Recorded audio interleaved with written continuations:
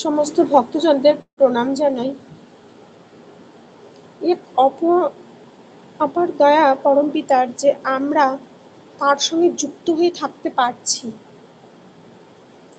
একটা সারাদিন 24টা ঘন্টার মধ্যে পরম পিতা দয়া করে আমাদের কিছুটা সময় তার সাথে যোগযুক্ত করে রাখেন। আর যতটুকু সময় তার সাথে যোগযুক্ত হয়ে থাকতে পারি, ঠিক ততটুকু সময়ই আমাদের দিনের মধ্যে কোয়ালিটি টাইম, বেস্ট টাইম। যদি ওই টাইমটা যোগযুক্ত হয়ে না পারতাম, তাহলে কি হতো, ওই 24টা ঘন্টাই মানে বিফল মনোরথ হয়ে চলে যেত, একদম বিফলে চলে যেত। 24 ঘন্টার মধ্যে মনে করি যে মাত্র 10 মিনিট, এই 20 মিনিট তার সঙ্গে যোগযুক্ত হয়ে থাকতে পারছি, প্র্যাকটিক্যালি থাকতে পারছি। এটাই আমার জীবনে পরম দয়া। এই যে 20 মিনিট, এই 20 মিনিটটা কোয়ালিটি টাইম, একদম বেস্ট টাইম, মানে in the day, in my life, এরকম। তাহলে পরম পিতা আমাদেরকে দয়া করছেন আমাদের সারা দিনের অ্যাক্টিভিটির ভেতর থেকে কিছুটা সময় তার সাথে যোগযুক্ত করে রাখা। ঠিক যেমন একটা শিশুকে তার বাবা মা কোলের মধ্যে বসিয়ে রাখেন, যে টাইমটা তাকে কোলে করে রাখছেন শিশু, সেই টাইমটা কি হচ্ছে, কি আনন্দ উপভোগ করছে, কি সুন্দর কমফর্ট জোন লাগছে তার। তাহলে আমরা যখন ইষ্টের কোনো কাজ করি, কোনো কাজ, অর্ঘ কালেকশন, ইষ্টভৃতি, নাম ধ্যান, তার বই পড়া, বা এই যে বিভিন্ন রকম অ্যাক্টিভিটিসের মধ্যে থেকে তার কাজগুলি যখন আমরা করে চলি, ঠিক সেই মুহূর্তেই ঠাকুর আমাদেরকে ওই কোলের মধ্যে বসিয়ে রেখে দেন। ওই মুহূর্তে আমার ওইটা অনুভব হয় যে তিনি আমাকে কোলের মধ্যে বসিয়ে রেখেছেন। মা বলেছিলেন আমাকে সস্তরী নিয়ে বলবার জন্য, চেষ্টা করব, দেখি বলতে পারি কিনা। যেটুকু বুঝেছি সেইটুকুই বা বলবার পাই কোথায়, মানে বুঝেছে যেটুকু, সেটুকুও তো ভাষা দিয়ে বোঝানোর মতন তো পাওয়ার লাগে। সে পাওয়ার কই যে ভাষা দিয়ে বোঝাতে পারবো। মনে করি আমি একটা গোটা বই পড়লাম পরীক্ষার আগে, গোটা বই পড়ে আমি কোশ্চেনের আনসারটা কি আমি পুরোপুরি দিতে পারবো? পারবো না তো, পারছি না তো, পারি না তো। শিখলাম কতটা, কতটা শিখেও পুরোটা করে উঠতে পারি না। তাহলে তার জন্য ক্যাপাবিলিটি লাগে, তার জন্য ক্ষমতা লাগে। তাই ঠাকুরকে বুঝেছি যেটুকু, যেটুকু শিখেছি সেইটুকু বুঝাবার পাই কই, সেইটুকুই তো বুঝাতে লাগবে। মানে সেটুকুও বোঝানোর মতন ক্ষমতা আমাদের হয়ে ওঠে না। অনেক চেষ্টা করতে হয়, অনেক সাধ্য করতে হবে, তবেই আমরা হয়ে উঠবো। সেই অ্যাথলিটসদের মতন, অ্যাথলিটসরা কেমন একটা লাভ দেয় না, একটু একটু করে লাভ দিয়ে অভ্যাস করে করে অনেক বেশি লাভ দিতে পারে পরে। ওয়েট তুলে, যেমন অ্যাথলিটসরা অলিম্পিকে গেম আছে যেগুলো ওয়েট তোলে, অল্প অল্প করে ওয়েট তুলতে তুলতে তুলতে তুলতে একদিন বেশ অনেকখানি ওয়েট তুলতে পারে। চীন যেমন ফাস্ট হয়ে যায়, এরকম প্রতিটা মুহূর্তে আমরা আমাদের সাধ্যের পরিমাণটাকে বাড়াই। সাধ্য কথাটা এসেছে সাধনা হতে, মানে আজকে অল্প একটু সাধনা করলাম, কালকে একটু, কালকে একটু, এরকম করে করে একটু একটু করে বাড়াতে থাকি। আমাদের সাধনার পরিমাণগুলি আমরা বাড়াতে থাকি। আর আমরা আমাদের জীবনটাকে পরিবর্তন করতে থাকি। এই যে জীবন পরিবর্তনের জন্য ঠাকুর আমাদের কিছু প্রসেস দিয়েছেন, মানে খুব টেকনিক্যাল প্রসেস, খুব সায়েন্টিফিক্যাল প্রসেস, খুব লজিক্যাল প্রসেস। কীরকম প্রসেস, যে আমাদের শরীর মন কেমন করে ভালো থাকে, কেমন করে আমরা একটা বৃহত্তর জগতের দিকে যাব, বৃহত্তর সময়ের দিকে যাব। আমার না খুব ভালো লাগে বাংলাদেশে যারা আপনারা ঠাকুরকে নিয়ে ব্যস্ত হয়ে আছেন। আমি বলবো অনেক বেশি বেশি করে ঠাকুরকে নিয়ে ব্যস্ত হয়ে থাকেন। তাহলে কি হবে, নিজেদের ভেতরকার যে প্রবলেমস, যে বিভিন্ন রকমের অসুবিধা অশুদ্ধি, সেগুলি আর আপনাকে ছুঁতে পারবে না, সেগুলি আপনি ওভারকাম করতে পারবেন। মানে একটা ব্যারিয়ার। আমি রাস্তা দিয়ে যাচ্ছি, হেভি বৃষ্টি হচ্ছে, আমি একটা রেইনকোট পরে নিলাম, বৃষ্টির কাজ করছে, কিন্তু আমি একটা রেইনকোট পরে নিয়েছি, মাথার উপরে ছাতা নিয়েছি, আমি প্রিকশন নিয়েছি। আমি বৃষ্টিকে বাধা দিতে পারছি না, বৃষ্টিকে আমি বলতে পারছি না বৃষ্টি তুমি ঝরো না, অঝর ঝরে, কিন্তু আমি আমার প্রিকশন নিয়েছি, আমি আমার প্রতিরোধ ক্ষমতাকে বাড়িয়ে তুলেছি, আমি এগিয়ে চলছি। তাই প্রতিরোধ ক্ষমতাকে বাড়াতে গেলে ঠাকুরের কাজগুলি অনেক বেশি বেশি করে করতে লাগবে। ঠাকুরের কাজগুলি করলে অ্যাকচুয়ালি আমরা আমাদের কাজটাই করে ফেলবো, ওটাই আমাদের কাজ। তাই ঠাকুর আমাদের কিছু লজিক দিয়েছেন, সেই লজিকটা হচ্ছে যে কেমন করে মন ভালো থাকে, কেমন করে শরীর ভালো থাকে, কেমন করে আফটার অল আমরা নিজেরা ভালো থাকতে পারবো। এবার ওই শরীর ভালো থাকার জন্য আহারের উপর একটা খুব নির্ভর করতে হয়। আবার আহার শুদ্ধ মন শুদ্ধ, আহার শুদ্ধ থাকলে মনটাও সুস্থ থাকে। আমাদের শরীরের উপরে আমাদের অনেক নির্ভর থাকে আমাদের মন, আবার মনের উপরেও নির্ভর থাকে শরীর। মনে একটা খুশি খুশি হলে শরীর সেরকম ভাবে সেন্স করে, আবার মনে দুঃখ দুঃখ হলে শরীরটাও সেন্স করে। মনে যখন আমাদের যে তরঙ্গ উদ্ভাবন হয়, আমাদের শরীর সেই তরঙ্গের সঙ্গে সাড়া দেয়। এই তো আমরা প্রতি মুহূর্তে জানি এবং দেখি যে মনের সঙ্গে শরীরের কি নিবিড় সম্পর্ক। তো ঠাকুর বলছেন মনটা দুষ্ট হলে জানিস রোগের আথাল হয়, ওইটাকে তুই এড়িয়ে চলিস, করবি ব্যাধির জয়। তাহলে ব্যাধিকে জয় করার জন্য ঠাকুর একটা প্রথম অ্যান্টিবডি দিলেন। কি অ্যান্টিবডি? না, মনকে খুশি রাখতে হবে, সেটা অ্যান্টিবডি। সেটা হচ্ছে প্রতিষেধক, প্রতিরোধ ক্ষমতা গড়ে তোলা, যে মনকে শুদ্ধ রাখতে লাগবে। এবার মন শুদ্ধ কখন থাকে না, যখন আহার শুদ্ধিকরণ হয়। আমি পেটের মধ্যে যখন সুস্থ জিনিসটা দিচ্ছি, আমি পেটের মধ্যে এমন একটা জিনিস দিলাম যে আমার পেটটা গড়বড় গড়বড় গড়বড় গড়বড় করছে, তখন কিন্তু আমার মন শুদ্ধ থাকবে না, আমার মনের মধ্যে ডিফিকাল্টিস চলে আসবে।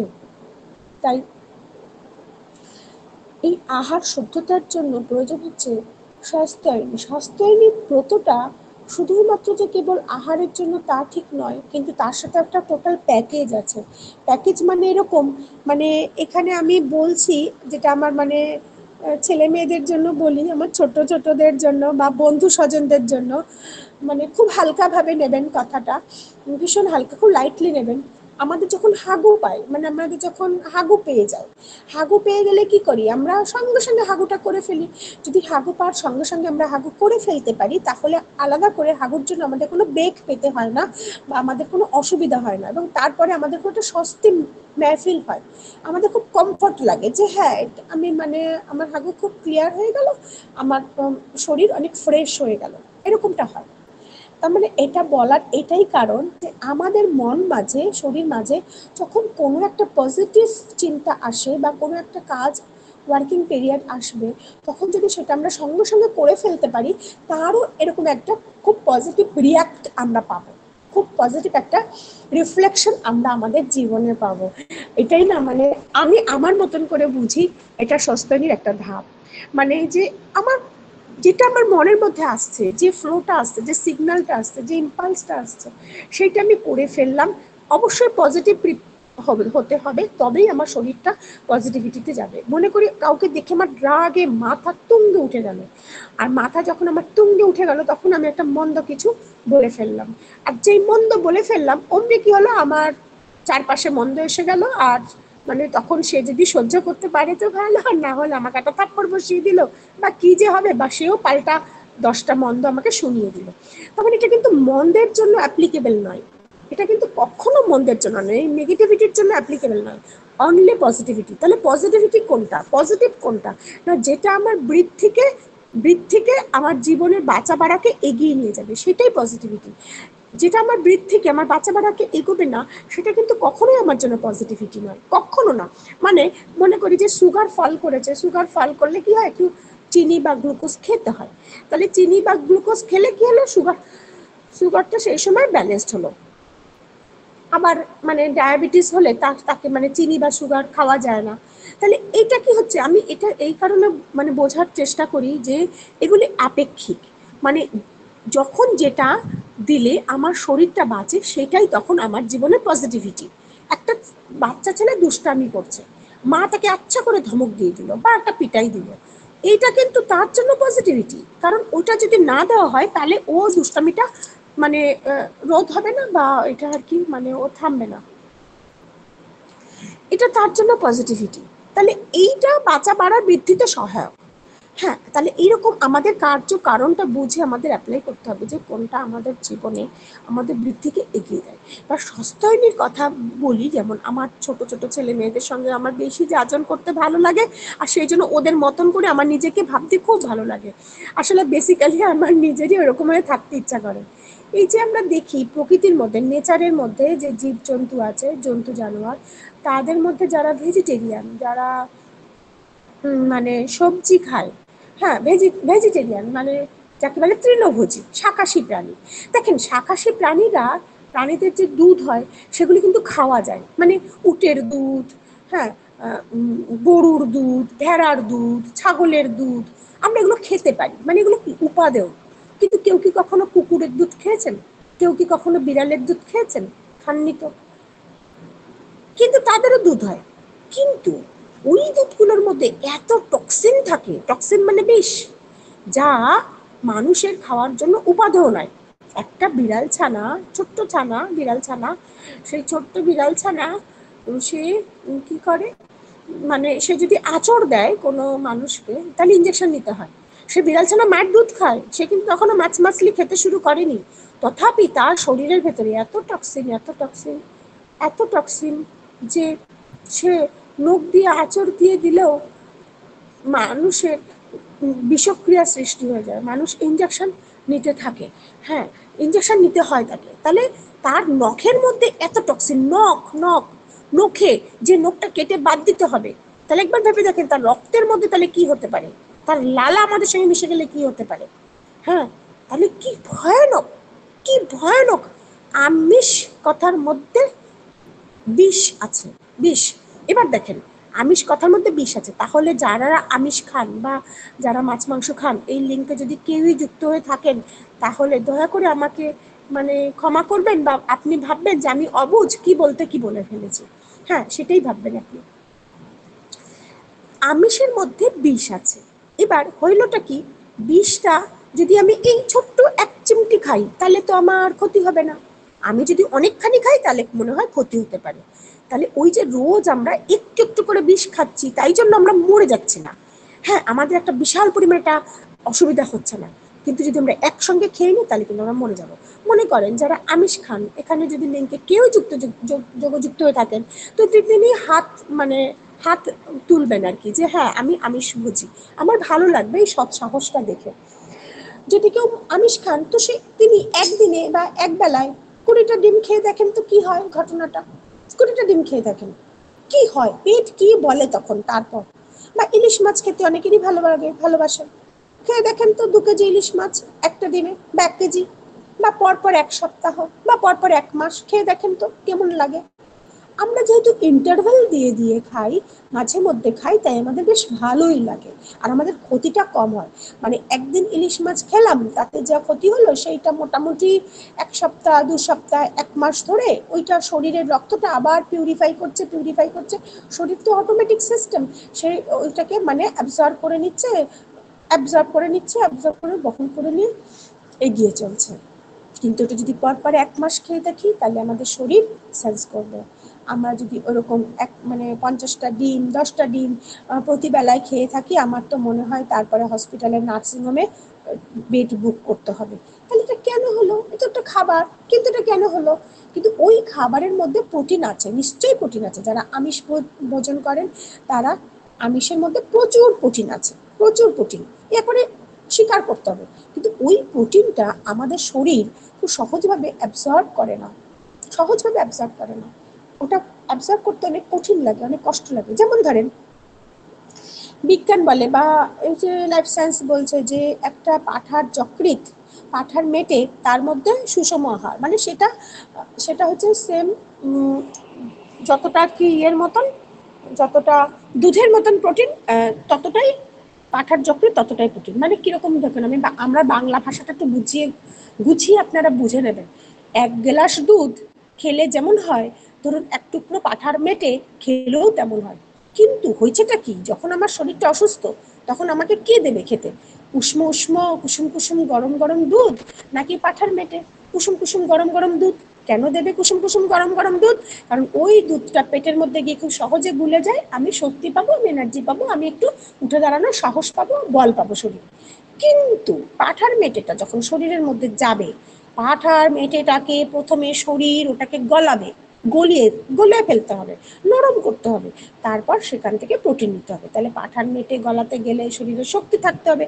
একটা হসপিটালের বেডে শুয়ে রয়েছে একজন, সে যদি পাঁঠার মেটে খায় তাহলে তাহলে সে শরীরের কত শক্তি পাবে, আর সে যদি একটু উষ্ণ উষ্ণ কুসুম কুসুম উষ্ণ উষ্ণ গরম দুধ খায় তাহলে সে কত শক্তি পাবে।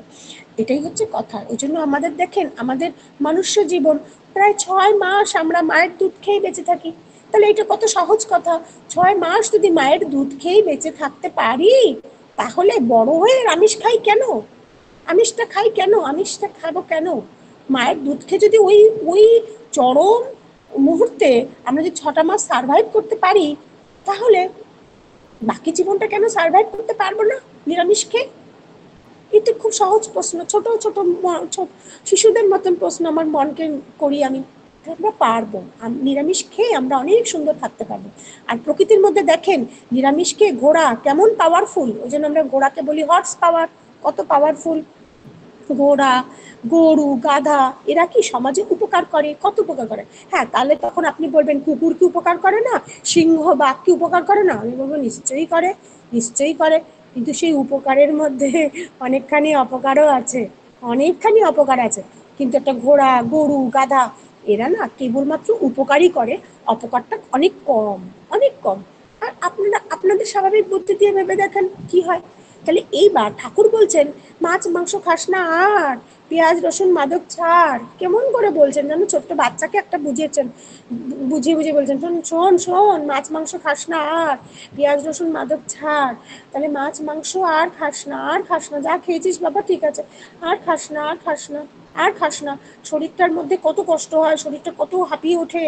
মাছ মাংস বিয়ে বাড়ি হেভি হেভি খেলে গলা পর্যন্ত বন্ধ হলে তারপরে আইঠাই করতে হয়, ওরে কি করে হজম হবে।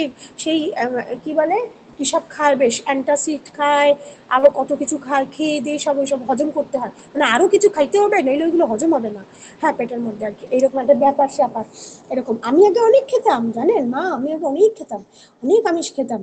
কিন্তু ঠাকুরকে পেয়ে তারপর ধীরে ধীরে যখন ভাবলাম যে আমিষ না খেয়ে যদি নিরামিষ খেয়ে এত ভালো বাঁচা যায়, তাহলে নিরামিষটা কেন খাবো না। তাহলে ধীরে ধীরে আমিষটাকে আমি ত্যাগ করে দিলাম, আর নিরামিষ খেয়ে বেশ সুস্থ আছি, বেশ ফুরফুরে আছি, বেশ সুন্দর আছি, আরামে আছি। আর নিরামিষ খেলে অনেক বেশি সার্ভাইভ করতে পারে। দেখেন একটা গরু না, না খেতে পেয়ে কোনোদিন মরবে না, কেন না প্রকৃতির মধ্যে তার কত খাবার ছড়িয়ে ছিটিয়ে থাকে।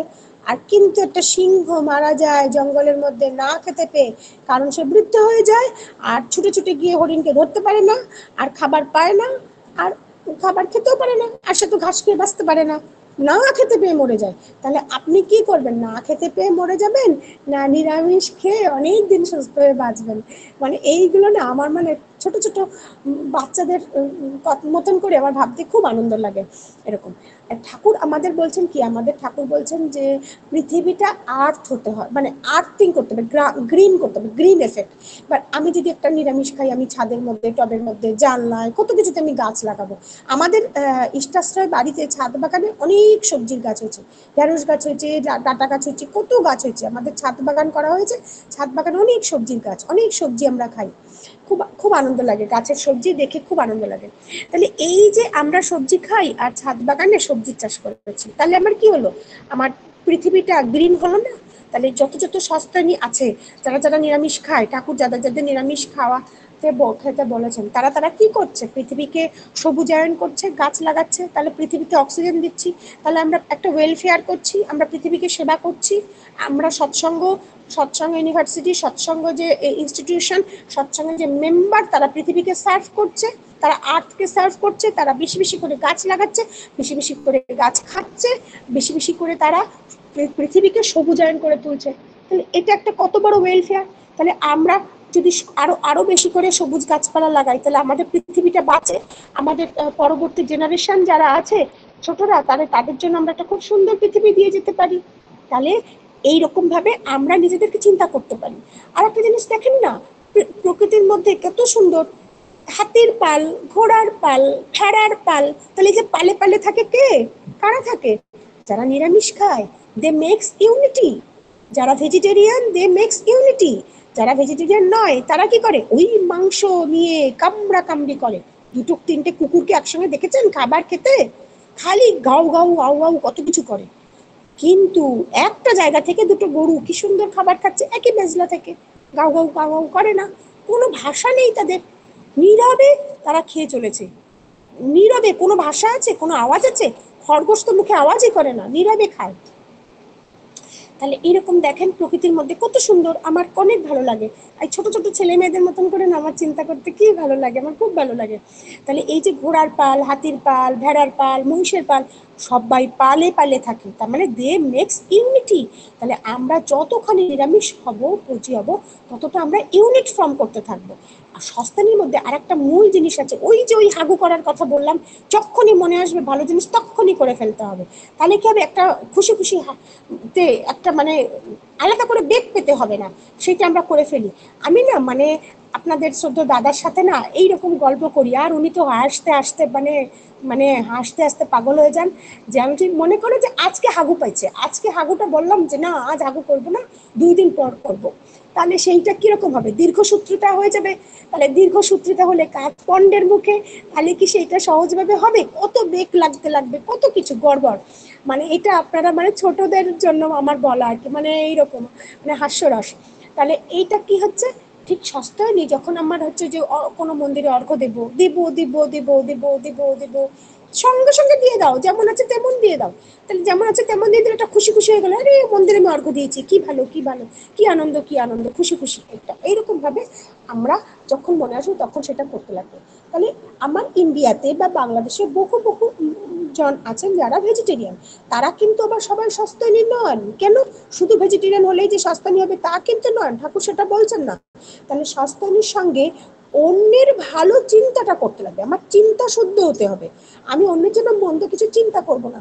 অন্যের জন্য মন্দ কিছু চিন্তা করলে কি হয়, অন্যের জন্য মন্দ কিছু চিন্তা করলে আমার চিন্তা শক্তিটা লোপ পেয়ে যায় না, আমার চিন্তা শক্তিটা পলিউটেড হয়ে গেল, এই মন্দ মন্দ জিনিস চিন্তা করছি সকাল থেকে, তাহলে আমার ব্রেনটা মন্দ হয়ে গেল, আমার ব্রেনের মধ্যে কত মন্দ এসে ঢুকে গেল, তখন আমার সব মন্দই হয়ে গেল। তাই মানে অল টাইম ভালো ভালো জিনিস চিন্তা করতে হয়। তাহলে কি হয়, ডাইরেক্ট এবং ইনডাইরেক্টলি আমার ব্রেনটা ভালো হয়, আর আমার ভালোর সাথে আমি যোগযুক্ত হয়ে থাকতে পারি, আমার নিজেকে ভালো লাগে। তাই মানে ডেল কার্নেগির বই আছে, আপনারা যারা বই পড়তে ভালোবাসেন তারা ডেল কার্নেগির বইগুলি সংগ্রহ করে পড়বেন। সেখানটাতে মানে এরকম বলছে যে মানে মানুষকে নিয়ে চলার শিল্প, আমার ব্রেনকে নিয়ে চলার শিল্প। একটা মানুষকে দেখে যখন তার ভেতরের ভালো গুণ আছে, সেই ভালো গুণটা যখন আমি আলোচনা করতে থাকবো, আমি ভাবতে থাকবো, তাহলে আখেরে আমার হইলোটা কি, আমার ব্রেনটার মধ্যে ওই ভালো ভালো গুণগুলো বসলো, ভালো ভালো গুণগুলো আমার ব্রেনের মধ্যে চিন্তা শক্তি আসলো, তখন আমি একটা ভালো অনুভব পেলাম, আমার একটা ভালো হলো। তো শ্রী শ্রী বড়দা এরকম ভালো জিনিস সবসময় আমাদেরকে আলোচনা করতে বলেছেন, যে একটা ভক্তের বাড়ি ভক্তকে খুব নিন্দা করছে সবাই, শ্রী শ্রী বড়দা শুনে মন খারাপ হলো, শ্রী শ্রী বড়দা আর এক ভক্তকে আর কি তার বাড়িতে পাঠালেন, বললেন যা দেখে ও কেমন আছে। এবার দেখে দেখে এসে বললো কি রে কি দেখলি, তখন শ্রী শ্রী বড়দাকে এসে বললো যাকে দেখলাম যে ওর বাড়িতে ঠাকুরকে খুব সুন্দরভাবে সাজিয়ে রেখেছে। মানে ওই তো ওই তো ওই তো ওই তো ভালো, যে ঠাকুরকে খুব সুন্দর করে সাজাতে জানে সে ভালো মানুষ, সে ভালো মানুষ। শ্রী বড়দা খুঁজছিলেন যে ওই মানুষটার মধ্যে ভালো কিটা আছে, কিটা ভালো আছে, সেটা খুঁজছিলেন। তো খুঁজে শ্রী বড়দা আশ্বস্ত হলেন যে হ্যাঁ ওইটা ভালো মানুষ। এবার একটা মাকে ক্ষণিক নিন্দে করছে একজন শ্রী শ্রী ঠাকুরের কাছে, তার ঠাকুর খুব মন খারাপ হয়ে যাচ্ছে যে মাটার সম্বন্ধে এত নিন্দে শুনতে হচ্ছে ঠাকুরকে, ঠাকুরের মন ভালো লাগছে না। মানে ঠাকুর তখন ওই মাটাকে আর কি খুব মানে বললেন যে মারে মা তুই আমার জন্য একটু, তুমি আমার জন্য একটু তামাক সাজো। মা আবার যত্ন করে তামাক সেজে নিয়ে এসছেন, ঠাকুর আবার লাফিয়ে উঠে বলছেন খুশিতে, আরে ও না খুব সুন্দর তামাক সেজেছে, খুব সুন্দর তামাক সেজেছে। মানে ঠাকুর চাইছেন যে তার ভেতরে কোনো একটা ভালো কিছুকে ঢোকাতে, কোনো একটা ভালো জিনিস ঢোকাতে, যেটা নিয়ে ঠাকুর খুব খুশি থাকে। মানে আমাদের ছেলে পিলে হলে কি হয় না, আমাদের ছেলে পিলে যখন কোনো একটা ভালো কিছু করে, আমাদের বাবা মায়ের মনটা কি খুশি খুশি লাগে যে ওর হাতের লেখা খুব ভালো, ওই স্কুলে আজকে মানে ম্যাথে সব পেরেছে, ও আজকে খুব সুন্দর বাজাতে পারে। আমরা ছেলে মেয়েদের মধ্যে একটা খুঁজি ভালো জিনিস, আর খুঁজে পেলেই আমরা কি খুশি খুশি হয়ে যাই। আমার ঠাকুর, আমার পরম দয়াল, আমার আচার্য দেব ওইরকম সবসময় আমাদের মধ্যে কিছু না কিছু ভালো কিছু খুঁজছেন, যাতে ভালো কিছু পেলেই তার মন খুব খুশি লাগে। পূজ্যপাদ আচার্য দেব মহাদেব অল টাইম আমাদের মধ্যে ভালো কিছু খুঁজছেন আর ভালো কিছু দেওয়ার চেষ্টা করছেন, যে আমার ভেতরে ভালোটা ঢুকিয়ে দিলে ওই ভালোটার ভেতর থেকে আমি ভালো হয়ে উঠবো। তাই কাউকে অর্ঘ্য সংগ্রহের কথা বলেন, কাউকে মানে সঙ্গীতের কথা বলেন, কাউকে কাউকে মানে যাজনের কথা বলেন, কাউকে দীক্ষা দেওয়ার কথা বলেন, মানে ভালো জিনিসগুলো তিনি আমাদের মধ্যে ইনজেক্ট করে দেন। দিলে পর কি হবে, ওই ভালোর মধ্যে থেকে আমাদের ভেতরে ভালোটা চারিয়ে উঠবে। মানে একটা ভালো গাছের বাগান অনেকটাই হলো, তাহলে কি হয়, তাহলে আগাছাগুলি আর বেড়ে উঠতে পারে না, ভালোই ভালোই ভালো পরিপূর্ণ হয়ে গেল। এগুলো প্রত্যেকটা সস্তনীর একটা একটা অঙ্গ, একটা অংশ। সস্তনী মানে কেবলমাত্র নিরামিষ খাওয়া তা কিন্তু নয়। ইন্ডিয়াতে বা ওয়ার্ল্ডে আমাদের বহু বহু জন আছে ভেজিটেরিয়ান, তারা কিন্তু সবাই সস্তনী নয়। সস্তনী মানে সঙ্গে ভেজিটেরিয়ান মানে মানে কি বলবো, শাখা তৃণ শাকাশি এসব খাবারের গ্রহণের সঙ্গে সঙ্গেই মনশুদ্ধতার প্রয়োজন, মন ব্রেন শুদ্ধতা, আর সেটাই সস্তানি। আর সেইটা ঠাকুর এই আইডিওলজিটা আমাদেরকে দেখিয়েছেন। আমরা সবাই সস্তানি হয়ে উঠবো। আর আজকে এখানে যে সমস্ত ভক্তজন এখনো নিরামিষ খান না, আমিষ খান, আমি তাদেরকে অনুরোধ করব, আপনারা যে যে অর্থ পরিমাণে আমিষ ক্রয় করেন, মনে করেন আজকে 10 টাকার মাছ কিনেছেন বা ডিম কিনেছেন বা কিছু একটা, সমপরিমাণ অর্থ একটা ব্যাগ করে ঠাকুরের জন্য ওই ব্যাগের মধ্যে রেখে দেবেন, যে ঠাকুর আমি মাছ খাইছি, আর তুমি এই এই এই অর্ঘ্যের তোমার ভোগ তুমি কি কিনে দেবো। যত পরিমাণ অর্ঘ্য দিয়ে আপনি মাছ মাছলি মাংস এসবগুলি কিনে খাচ্ছেন, ঠিক সমপরিমাণ অর্থ আপনি ওই ব্যাগে ঠাকুরের জন্য রাখবেন, ঠাকুরের ভোগের জন্য রাখবেন। কারণ ঠাকুর তো মাছ খাইতে পারেন না, তাই ঠাকুরের ভোগের জন্য ওই অর্থটা আপনি আপনার ইষ্টবিধির সাথে পাঠিয়ে দেবেন। আর মাসের শেষে ওই ব্যাগটা গুনে গুনে দেখেন যে কত টাকার আপনি মাছ মাংস খেয়েছেন। ভালোই হলো, বেশি টাকার খান তো ঠাকুরের অর্ঘ্য বেশি হবে, ঠাকুরের বেশি অর্ঘ্য পড়বে। আপনি বেশি বেশি করে মাছ মাছলি খান আর বেশি বেশি করে ঠাকুরের অর্ঘ্য জমা করুন, দেখবেন এক সময় ওই মাছ মাছলি আপনাকে ছেড়ে বলবে পালাই পালাই পালাই পালাই, এই কার কাছে এসে পড়েছি, এখানে পারবে না। আর একটা জিনিস বলবো, একদম শেষে আপনাদের কাছে মাথা নত করে হাত জোর করে নিবেদন করব, মাছ মাছলিকেও বাঁচতে দিন, এই সুন্দর দুনিয়ায় তারা বেঁচে থাকুক। আমরা মনুষ্য জীবন পেয়েছি, আমরা কেন ওই অবলা জীবনের উপরে হত্যা করে খাবো? ওরা যখন মানুষ হবে তখন তো আমাদের হত্যা করে খাবে, আমরা তো সেই মাছ মাছলি হয়ে যাব। এই জন্মে এত মাছ মাছলি খেলাম যে পরজন্ম মাছ মাছলিই হব। গড বলবেন কি, তুই মাছ মাছলিই হ, তুই মাংসই হ, তুই মুরগি হ, তুই কচ্ছপি হ, তুই কচ্ছপ হ, তুই তুই গাধা হ, তুই ছাগল হ। এরকম করেই আমাদেরকে পরম পিতা গড, যিনি সুপ্রিম গড, তিনি আমাদের ওই জীবনটা দেবেন। আর আমরা আজকে যাদের খেয়েছি কেটে খেয়েছি, তারা আমাদেরকে তখন কেটে খাবেন। কারণ তারা তো ঈশ্বরের কাছে কত নালিশ করছে যে হে ঈশ্বর আমার জীবন দাও, এই মানুষ জন্ম তুমি যে দিয়েছো আর এ আমাদের উপরে হত্যা করে খাচ্ছে। এরকম করে ঈশ্বর নালিশ করছে, ওই তারা নালিশ করছে ঈশ্বরের কাছে, আর ঈশ্বর ওই সময় সেই নালিশ মঞ্জুর করছে, ডেথ অফ অ্যাগনি মঞ্জুর করছে। আর তখন আমরা তখন যদি পরজন্মে এরকম হয়ে যাই তাহলে কি হবে? তাই মাছ মাছলি যারা খাচ্ছেন তাদের কাছে হাত জোর করে ভিক্ষা চাইবো, তাদের জীবন ভিক্ষা দিন, দয়া করে তাদেরকে ওই সুন্দর পৃথিবীতে বাঁচতে দিন। আপনি মানুষ, আপনার কাছে কত ক্ষমতা, তাই আপনি পারেন ওদেরকে সুন্দর করে কেয়ার করে বাঁচতে দিতে। শ্রী শ্রী বর্দা একটা পুকুরে গেছে, স্নান করছেন, পুকুরে সব মাছ শ্রী শ্রী বর্দার কাছে এসে নালিশ করছে। শ্রী শ্রী বর্দা তখন উঠে বললেন, শোন শোন, এই পুকুরের মাছ আর তোরা ধরে ধরে বিক্রি করিস না, জানো এই পুকুরের মাছ আর তোরা ধরে ধরে বিক্রি করবি না। শ্রী শ্রী বর্দার কত কষ্ট হয়েছে, কত কষ্ট হয়েছে। শ্রী শ্রী বর্দা ওরকম করে বলেছেন, সেই পুকুর থেকে আর কখনো মাছ ধরে বিক্রি করা হয় না। তাই আমরা তাদের জীবনকে নিয়ে এগিয়ে নিয়ে সুন্দর পৃথিবী রচনা করব, আমাদের সুন্দর পৃথিবী গ্রিন হাউস হবে। ঠাকুর আমাদের সেই রাস্তা দেখিয়েছেন। এটা বিশাল বড় ওয়েলফেয়ার, সৎসঙ্গ জগতের খুব বড় ওয়েলফেয়ার, সৎসঙ্গ ইনস্টিটিউশনের, যে গোটা পৃথিবীকে তিনি সবুজায়ন করতে চেয়েছেন এই সস্তানির ভেতর থেকে, গোটা পৃথিবীকে তিনি মনশুদ্ধ করতে চেয়েছেন এই সস্তানি ভেতর থেকে। আমরা সবাই ঠাকুরের মনের মতন হই, আমরা সবাই পূজ্যপাদ আচার্য দেবের মতন হই। আচার্য দেব ভব, আচার্য নাম ভব। সকলের জয় হোক, সকলের মঙ্গল হোক। জয় গুরু।